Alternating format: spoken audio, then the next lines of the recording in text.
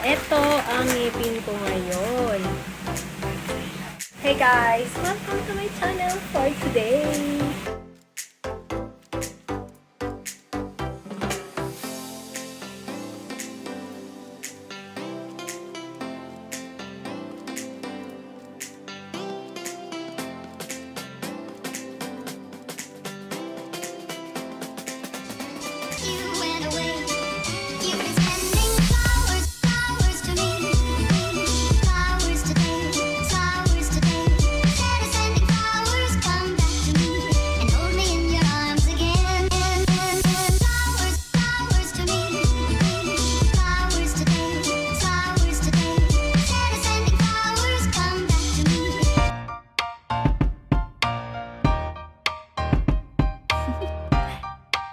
Do you want to know? Well, I've been thinking about you, and I think I have to listen because the sun is up, it's a beautiful day. My beginning will be as bright as the sun. Come, won't you come along? And it feels so great, it's like luck is raining on me. Go and follow your heart, doesn't matter how far. There is so much love to give, something's telling me this time. Baby, baby, now I know. Baby, baby, gotta go. There is so much love to give, something's telling A few moments later. to me, oh I knew it's you, yeah, boy. The one to show me now and forever. No, you'll never be alone again. All day, oh yeah, all day. Please stay in my arms. A few moments later. So, eto ang ngipin ko ngayon.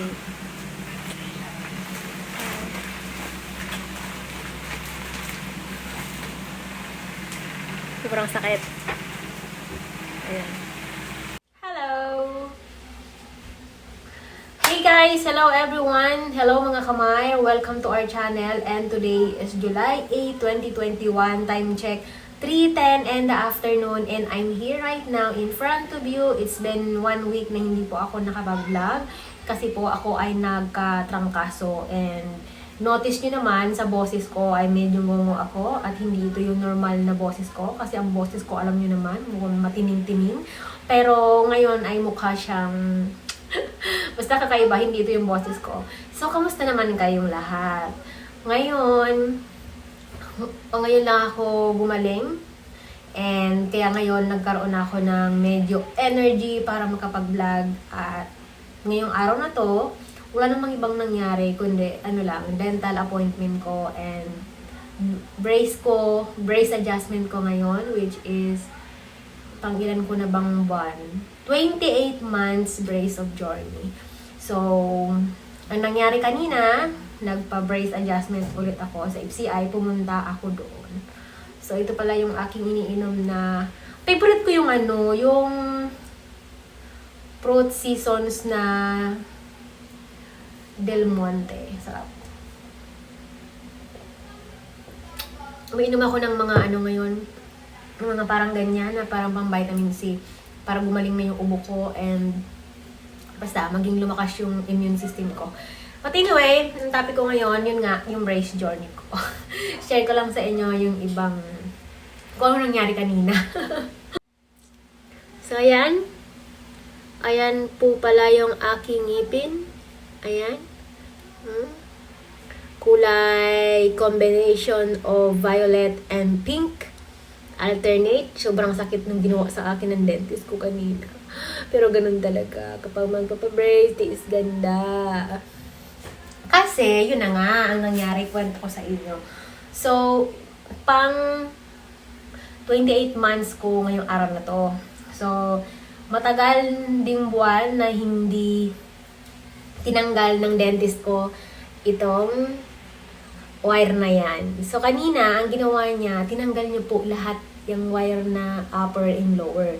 Tapos, nilinisan. Tapos, and then, nung tinanggal po yan, naglagay siya ng bagong wire na medyo mas mas matigas, yung mas matibay. Tapos, yung kanina, yung tinanggal niya ito, ng bracket na yan, sobrang sakit. Sobrang sakit. Tapos, alam mo yon, sinalpakan niya ako dun sa bunganga, para lagi ako nakanganga. Ganon. Yung, hindi ko alam kung tawag doon, sa yung mga nagpapabrace, alam nila yan.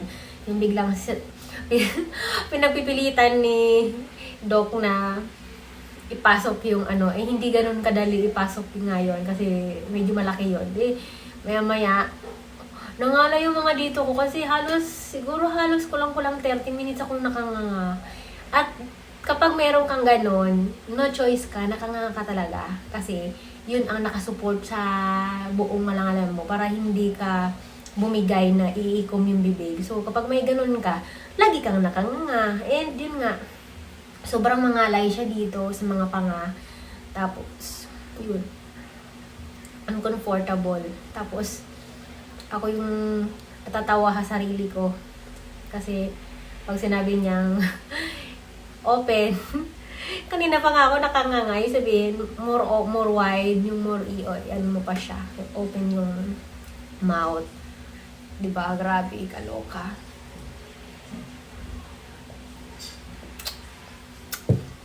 Tapos, buti na nakaraos na ako. So, nangyari, nagpalit siya ng wire, tinanggal yung dati. Tapos, yun, nilagyan niya ako ng panibagong bracket dito. Tsaka yung doon, inayos kasi mayroong tanggalan. So, kapag natanggalan ako ng dalawang bracket, so 300 each, so 600 yun.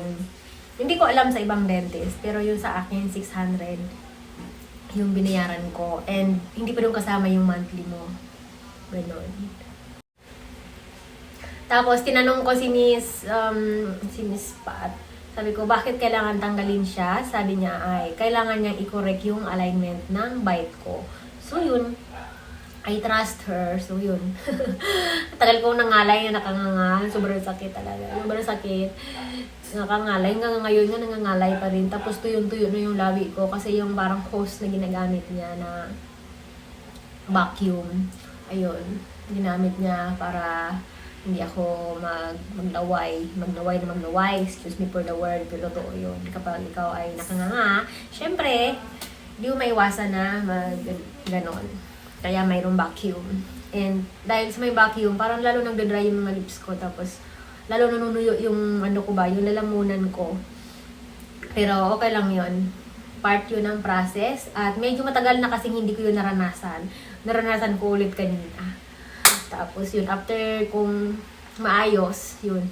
Lagi ako nagpi-pace exercise. Kasi, ang sakit talaga. Parang sobrang, pakiramdam manhid na yung mga dito ko. Tapos yun, okay na siya. Ayan na, Nagkaroon na naman ng konting uwang kasi kanina nung tinanggal siya. Kaya kailangan, kapag natapos ko na yung brace ko, kailangan lagi ako nakasuot ng retainer kasi babalik talaga siya. Kaya yun, ganun. So, yun. Gumanda na siya, unlike dati. And 28 months na. So, diba matagal na, hindi pa rin tapos. And next month naman ako babalik para sa panibagong adjustment na naman. So, ngayon, ano siya, medyo mangilo-ngilo, medyo masakit, pero hindi na siya super sakit. Masakit lang siya kanina, pero ngayon hindi na siya masakit. Nakakain naman ako, wala naman problema. Yun nga lang, medyo alalay ako ngayon sa mga kinakain ko kasi every time na babalik ako sa dentist ko, lagi akong natatanggalan ng bracket at nadodoble yung payment ko kasi nga, bawat bracket, 300. So, kung kanina, 2, kaya 600. O, diba? Sayang din naman yun. Kasi, mahal talaga. Tumaas talaga yung, ano nila ngayon, singil. Kasi, nag-pandemic, siyempre sa mga tools, tapos sa mga equipment na safety. Kaya, okay na, understandable naman yun. So, yun. Kaya, sa mga gusto magpa-brace dyan, magpa-brace na kayo. Kasi worth it naman yun.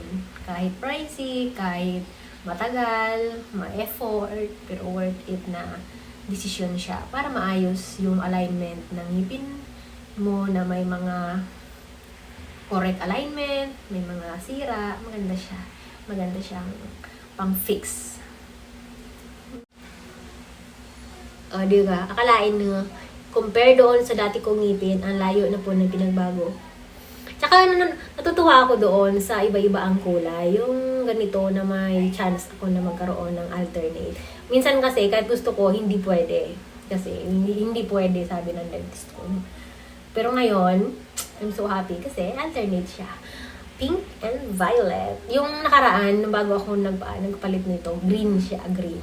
So, halos lahat yata, na-try ko na mga color. Pero ang favorite ko, violet, pink, ano ba? Green, favorite ko din yan.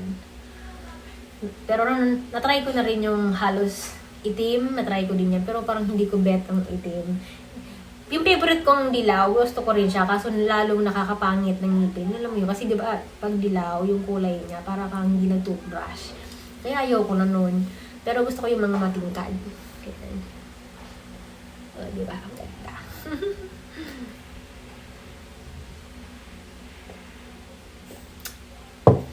So, yun lang yung update ko. Sabi ng dentist ko, malapit na matapos, pero hindi pa alam kung kailan ba talaga. At sasabihin niya lang sa akin kung fully good na yung ngipin ko soon. So, babalik ulit ako sa August ulit para i-alignment. So, sana matapos yung brace ko. 1 year to go. 1 year to go pa. Kasi alam ko 3 years 3 years siya. Tapos, mag-prepare ng 17,000 para sa retainer. Kasi malapit na ako matapos sa sa bayad ko. Ano na lang siya. Konti na lang. Super konti na lang. Mga 2 bigay na lang. Tapos na siya. So, kahit naman tapos na ako magbayad, tapos hindi pa to tapos, okay lang yon. So, next time na babalik ako, hindi na ako magbabayad. Magbabayad na lang ako doon sa mga extra na gagawin sa akin. Kunwari, linisan, or kapag natanggalan, yun ang may mga additional payment. Pero yung sa price, wala na. Ganyan siya.